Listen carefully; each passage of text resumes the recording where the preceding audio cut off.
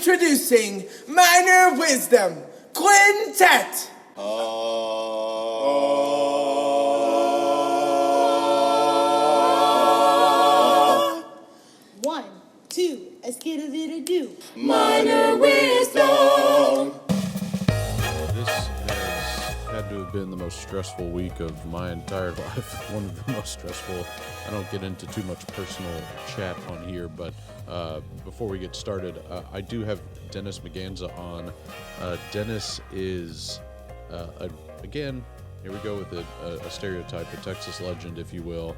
I'm not going to lie, though. I didn't know much about Dennis, really anything about Dennis, until Missy Head, last week's guest. Missy Head mentioned Dennis on her podcast during her interview as one of the people that influenced her the most and people that she admired. And so that made me reach out to Dennis, and I did that. And I said, hey, what are your thoughts? Would you like to come onto the podcast? So this is actually the last of the spring break recording sessions. So I'm going to start recording new sessions very soon, and hope to have a bunch of those in the can so that this summer I can move from house to house rather seamlessly so that it doesn't sound like I'm getting interrupted on this podcast. Speaking of house to house, long story short, we put in an offer to a house and are in the option period.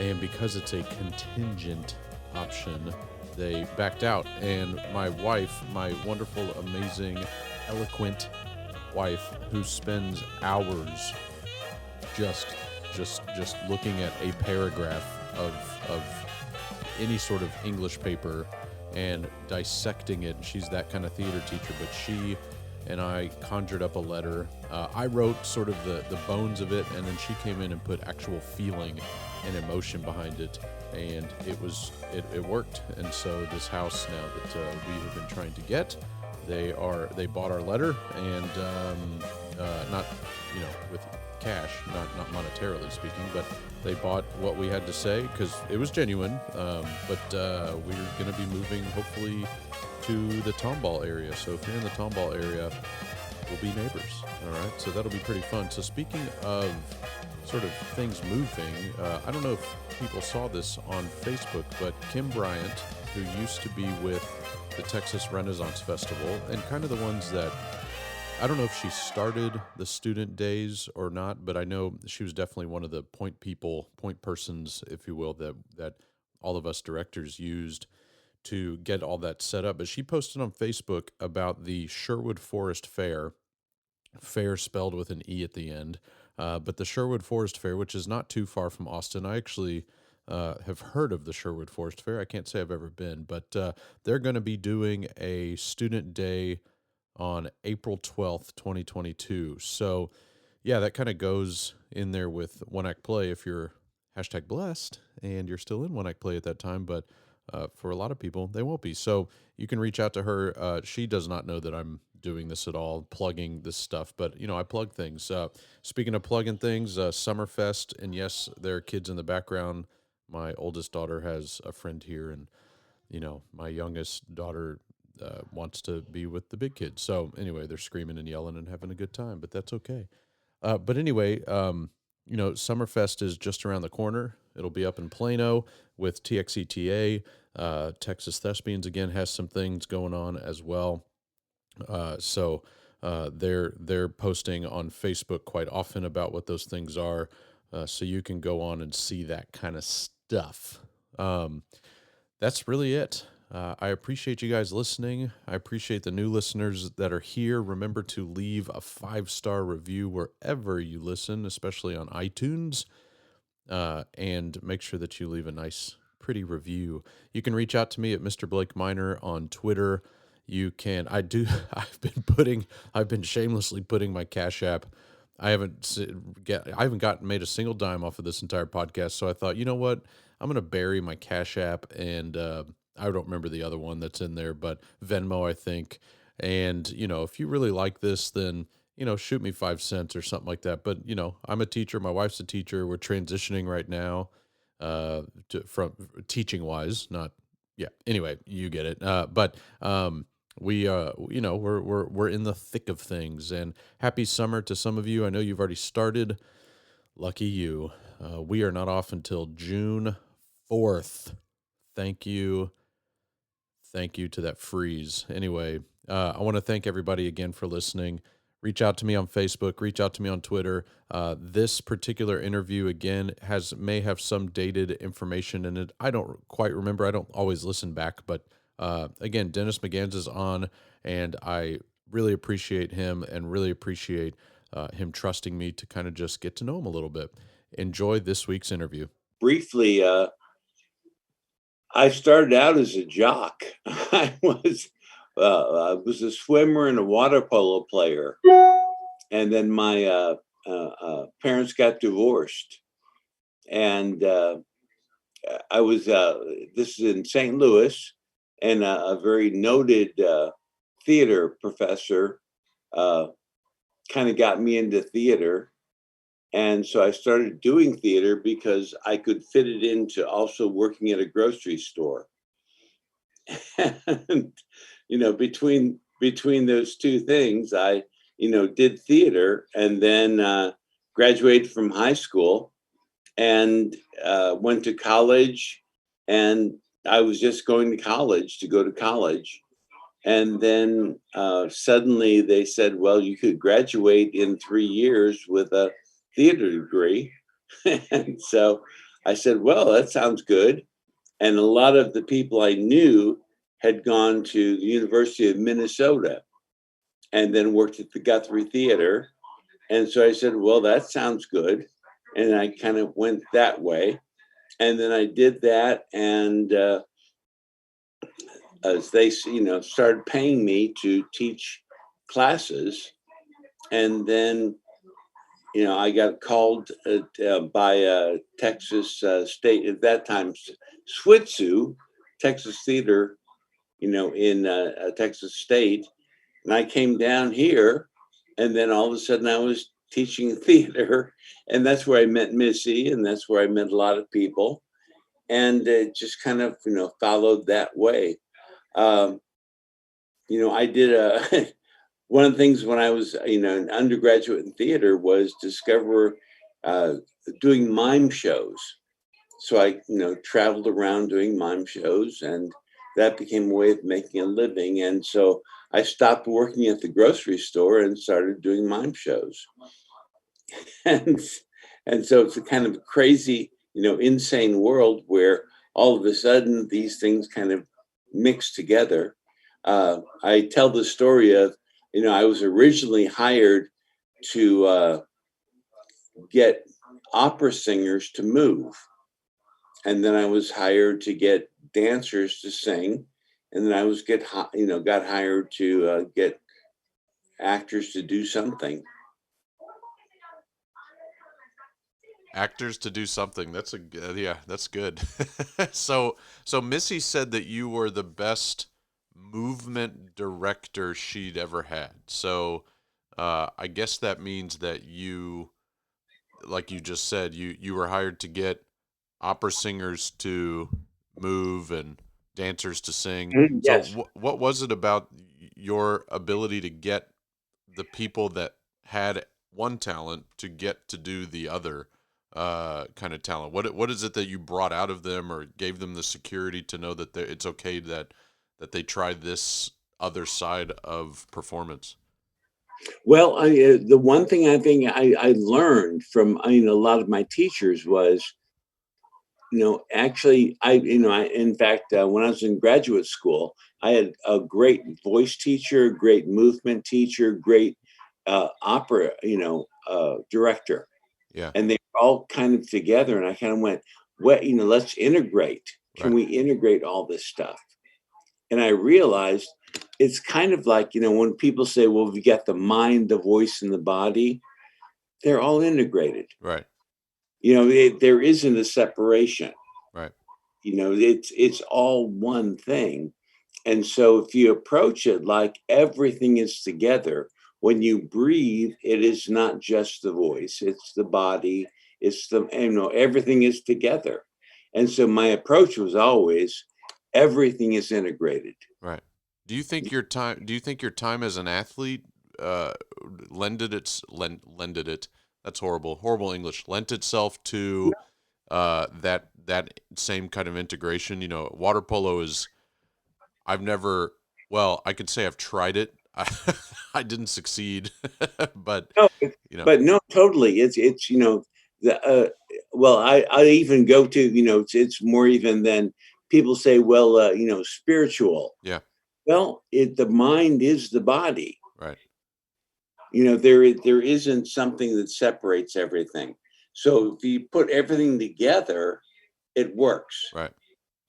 And so you're really just trying to say, let it happen. Right. Let all of the integral parts work together. So you're in Texas now. Yes, sir. Where are you in Texas? I'm in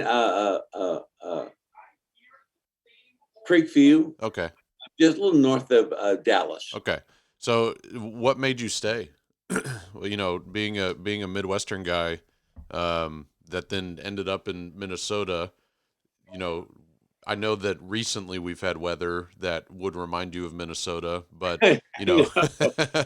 there's Just it's really just kind of a place where I ended up, sort of being, right, and it's very comfortable, right, right. and I kind of work out of here as a sort of a base. Yeah. Yeah, that area is good. I mean, as far as if you're traveling, it's one of the best in the country. Yeah. Oh yeah, and I'm kind of in the middle of everywhere, Yeah. so What it's very pleasant. what do you miss most about St. Louis? Well, Cardinals. Yeah, but you can still watch them. Yeah, I can watch them, but still, there's are also the hill Yeah. Okay. where you can get good Italian food. What about Ted Drew's? Oh gosh, I actually lived near there. Yeah. So when I Yeah. was growing up, Yeah, I have the best man from my wedding, his whole entire family's from St. Louis. So a couple of times I've visited St. Louis and stood in line for Ted Drew's and oh gosh, that is yeah. absolutely wonderful. Yeah. In fact, yeah, one of my last memories with a good old friend who I grew up with, and we went there and Yeah. ate at Ted Drew's. Yeah. Do you have a go-to for that? There are a lot of people that listen to this that aren't cultured.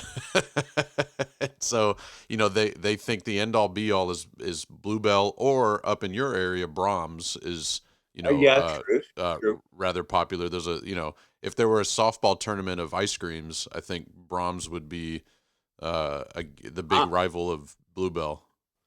well, Brahms Bluebell is nice, but Ted Drew's was like something special. Yeah.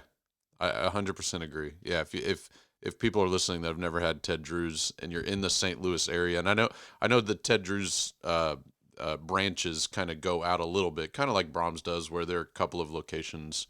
But anyway, Well, I think they're like the second. The first time they had the custard ice cream. yeah, It's in Coney Island, yeah, right, and then it moved. That one of the people moved to Ted Drew's. right. So So I jokingly told somebody a couple days ago when I was interviewing them that my mind will sometimes not go to theater. Talking to you about Ted Drew's or things that have nothing to do with theater might be more what people want to learn about you. So I'll get back to theater in a second, but I have to explore the Cardinals first. Um, because I'm a huge Astros fan. I was born and raised a Houston Astros fan, and we liken up until 2016 or 17, we liken ourselves as one of the smarter fans, right? Even though we could have been smarter in 2017, I guess you could say. Why are St. Louis Cardinals fans the smartest baseball fans in the world? and incredible dedication. Yeah, It's like it's something that I remember as a little, a little guy. We'd get the newspaper every day. yeah, And first thing I would go to is we go to the sports page. yeah, And I'd check and see what the box score was. right, And I also remember laying on my brother's bed, which was close to the window every summer, and listening to the St. Louis Cardinals on a little box Yeah. radio. Yeah. So it's like that was something I did every. I was at Stan Musial's last baseball game, Yeah. Wow. and so it's kind of like That's really that cool. is it's instilled in you. In fact, I didn't live too far away from Stan Musial's home. Oh, wow. That was a time when a great baseball player lived in a normal Yeah. area where you would grow up with. Was Musial your favorite player growing up? Probably, Yeah. as I was growing up, Yeah. but then So, later on, whoever was playing for St. Louis was my fan. I was a fan. so I told this story a long time ago. My claim to being historically tied to St. Louis is that when I worked for the Houston Astros as a tour guide for many, many years, Oh, and wonderful. one of the perks of that was that if we went to a major league city, we could get access to a ballpark and free tours or some sort of perk, if you will. And so at St. Louis, we went to go look at the old Busch Stadium, my friend and I, the friend I spoke of earlier, Michael. And we were walking around. This is as they're building the new stadium. And we're walking around. They gave us carte blanche. They said, go wherever you'd like. It was off season, so there was no baseball happening, but said, go wherever you'd like, as long as it's not the locker room. And so we end up just kind of happenstance walking out onto the field of the new stadium as it's being built. And so I still have pictures to this day of me standing out in left field of the new stadium with construction. I don't know why or how we got out there without a hard hat or, but we were able to kind of just mosey on out very nonchalantly and kind of be on the field of the new ballpark. So it was kind of cool. It was a great experience for us. But yeah, that's my Oh, St. Louis story. absolutely beautiful. I have great memories. Yeah, I remember, the old yeah, ballpark, yeah, Sportsman's Park. yeah, That's where I first started. And then they had the new park. yeah. And I remember they used to have, it was straight A tickets. As a student, if you had straight A's, Wow. Yeah, you would get 3 tickets for the summer. yeah. That's a And, great I incentive. get those every year. Yeah, And, you'd be up in way, way, way yeah. far away from the activity, but you'd get a ticket. And that was like the best thing in the world. That's cool. That's fun. So, all right, let's switch back to theater. So, you Okay. you you mentioned that you did mime work. Yes. Um, is that something that you like your mime work that you did? It was kind of you just happened to fall onto the mime world. Is that something you kept from up until the day you were done teaching? Is that something you uh, enjoyed to put into your curriculum? That mime work is yeah, Even until today, yeah, it's an elemental part of theater, yeah, which is understanding uh, just the physicality of theater. yeah, It is the heart and and soul. yeah, There is language and there's movement, yeah. Do, and without language, movement carries so much. right. Do you feel that if you can tell a story without speaking, that the likelihood that once your mouth opens, you'll be pretty good? Or do you think one doesn't necessarily correlate with the other? Well, no, well, they're both integrated, Yeah. but it's possible. Like when I work in Japan, um, the English language doesn't Right. work, Right. but the body does. Right. So it's And yeah. the one thing about the movement is it's international. It is it goes beyond anything else. Right. And quite often, it's not like a lot of movement, but it's quite simply the ability to express yourself with, while we say this, like the head says something, Right. the body says, upper chest says something, pelvis says something, the body itself can explain, this is dance. Right. Right. Is that also like, so do you understand and teach cirque, or not cirque, commedia dell'arte? That, Totally. yeah, Yes. yeah. Okay. Yeah, Mhm. that's something my wife is very big on as well. So, teaching the commedia style, because if an actor understands those types of leads, if you will, leading with the pelvis, leading with the chest, the head, then they'll understand. Yeah, yeah. So Mhm. then, uh, I took American Sign Language in college, and Mhm. one of the things that the professor loved is that so many theater students took American Sign Language because they understood expression. Have you ever like gotten into that world of trying, as a mime, someone that understands expression and telling a story through their body? ASL is very much that. Well, very much so. But one of the problems is um, much expression really comes more from the total body, Yeah. more so than from just the Okay. hands. Yeah. And hands are good, but they tend to be like the end of the expression. Right. So if I'm angry, the anger is in me here Right. and it comes out, but a lot of actors will just kind of be acting with their hands. Yeah. Indicating. Yeah. Yes. Yeah. So what are you doing now? Well, I work with a University Interscholastic League doing Okay. one act plays, Okay. and I work with University of Texas A&M, Okay. So, and I teach graduate classes in okay. movement and directing.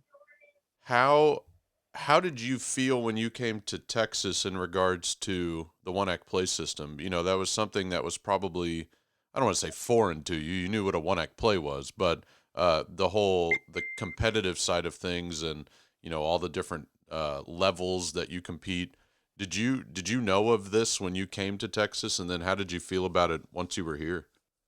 Well, unfortunately I'm so old that when I came, it was still developing. Right.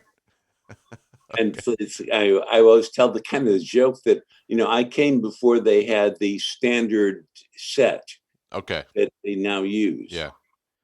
What So what did that? it was brand new, Yeah, and it shame on me was for not knowing, but what were they using? You could just build anything, huh?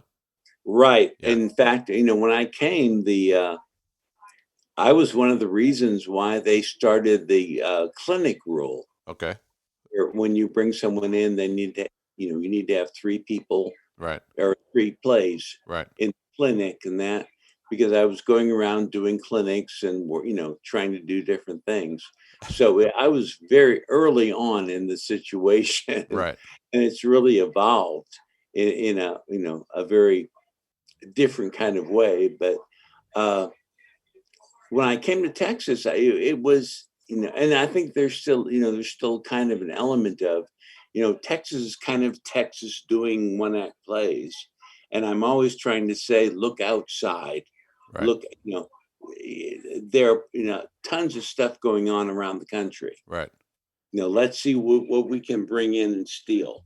Yeah. So that's, I mean, that's the basis of theater and education, is steal it and Totally. adapt it. Yeah. Yeah. Which always bothers me when somebody says, all their show was a rip off of this other show. It's like, well, maybe portions of it, but it definitely wasn't completely a rip off, considering they didn't have the same actors. So, you know, Well, yeah. In fact, I did. I kind of heard people saying, "Well, oh my heavens, they're doing they're a redapt of another show." right. Well, that's what happens. Right. That's where things come from. Um, Now, hopefully, that you redapt it and add something to make it different. Right. You want to, yeah, definitely. You don't want to completely rip it off. Now, when you came here to Texas, and I know you jokingly, but also, I guess I'm not going to ask you your age. I would never do that. But you jokingly say, you're old enough to remember before the unit set, and that's true. That's not a joke. But what has been, besides some of the obvious, meaning the unit set, and maybe I don't know what the time frame was back then, if it was still 7 setup, 47, that kind of thing.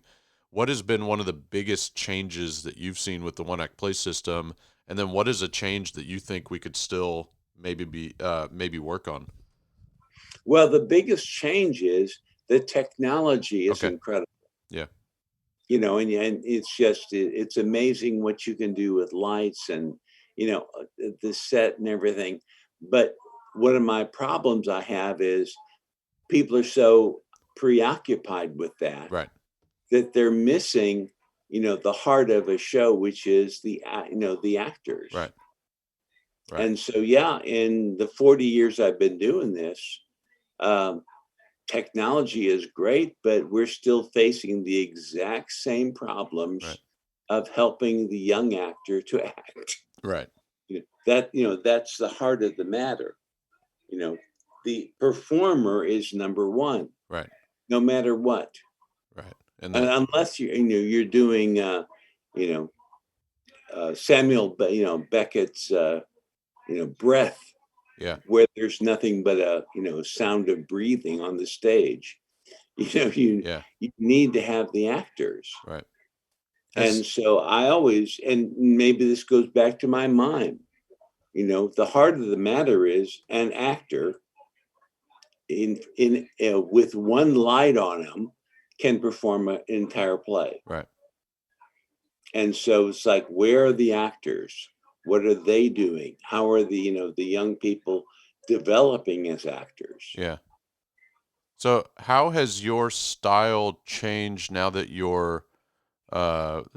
you've spent almost a year teaching digitally, teaching online? Have you, like, do you step back from your camera, or are you watching kids perform and then critiquing, or I mean, or both, or what has kind of changed in your way of teaching during this kind of uh, odd time? However, some of this might continue as far as how we continue to teach post pandemic. You might sit in the Dallas area and teach in College Station.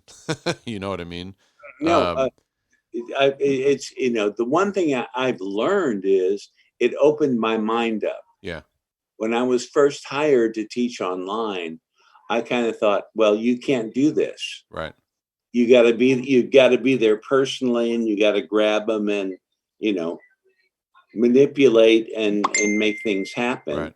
And what I really realized is the people I work with, or the students I work with, I don't have to be there. Right. It's not impossible to do this. Right. And so I've kind of learned to step back a little bit and let things happen, in the world they're in. Right. So there's a bit of a separation to it. But it's really changed my mind. I when I first started, I kind of thought this is impossible. Yeah. I Yeah. really went, I'm not sure if I can do this. And now I believe, no, yeah. Yeah. No matter what the situation is, this is what the arts are. Right. You Yeah. know, you expand, you open, and you see what can happen. It may not be what you want it to be, but it can be. Yeah. It's still a thing. Yeah. Yeah. Yeah, Abs- and even though I'm not there, we can work together and we can do things. yeah. What is your one of, you don't have to narrow it down to one, but if you can, what is one of your greatest uh happy memories as an educator? One, maybe it was watching a kid that you had seen come through the ranks and succeed, or a show that was produced really well that you maybe had doubts about, or I'm completely way off and you have something else. But what is one of the greatest memories, happy memories that you have as an educator? That it's hard, Yeah. hard to answer that because, there are a lot of the little, and I would say the thing, a lot of little moments. Yeah. little moments where you kind of go, okay, wow, you know, that worked, or that person, did better, or, Yeah. they changed, or, I, have a student where, if he, didn't get C's, he couldn't be in the class. Right. Something as simple as just I always say this. The important thing about theater is this: anyone can get into theater. Anyone can get into the theater. Now, if you want to get in the choir, you got to sing. Yeah. You want to get in the marching band, you got to play something. You want to get in the football team, you better hit somebody. But in theater, you can walk in and say, I just want to be here. Yeah.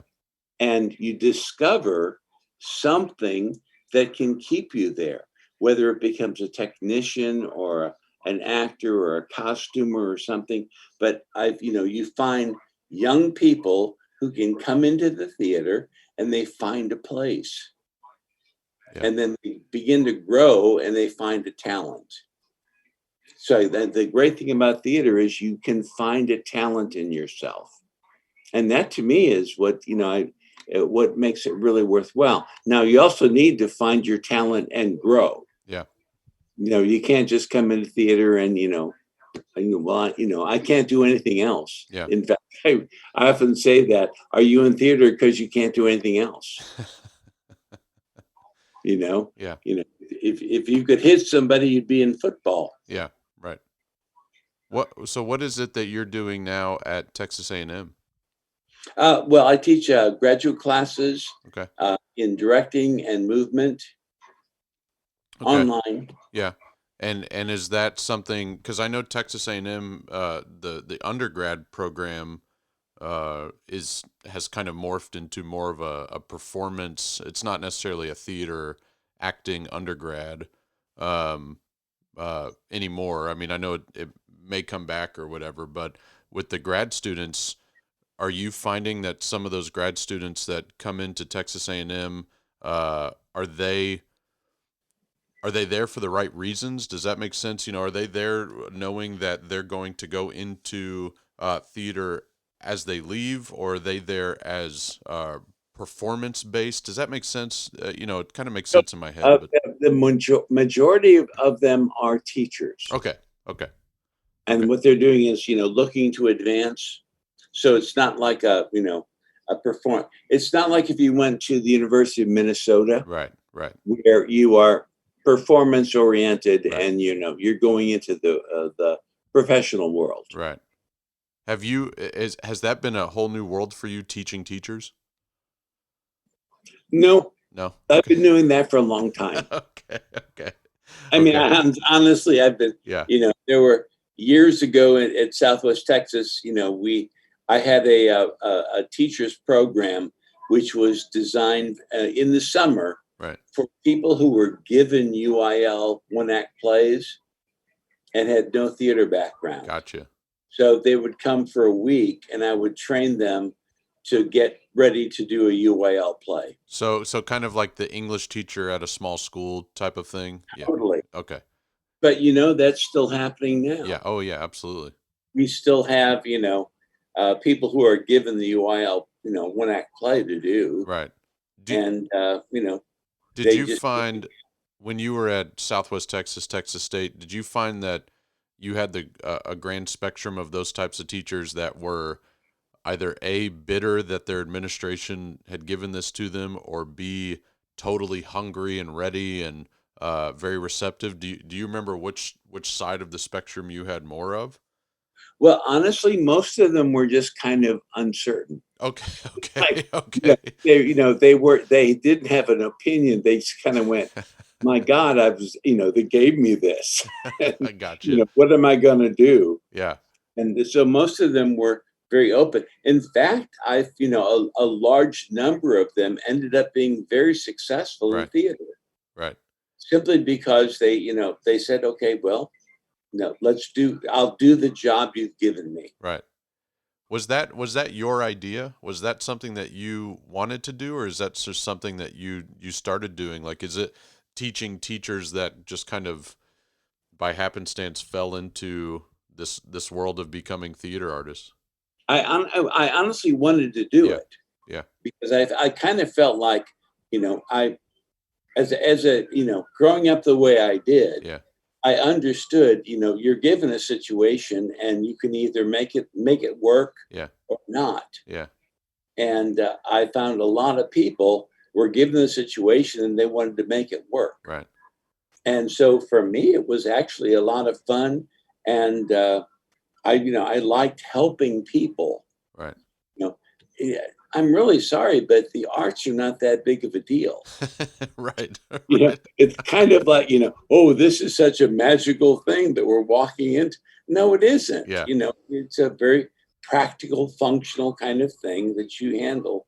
When Michelangelo was up painting the Sistine Chapel, Right. he was painting with colors, and it was a structure and a function. Right. And it's something you can teach. And so my biggest thing is the arts is something you can teach. Now, where you go beyond that is up to you. But it's kind of like, I can teach you to swim. I can teach you to play water polo. All right. But the next step is up to you. Are you going to be great or not? Minor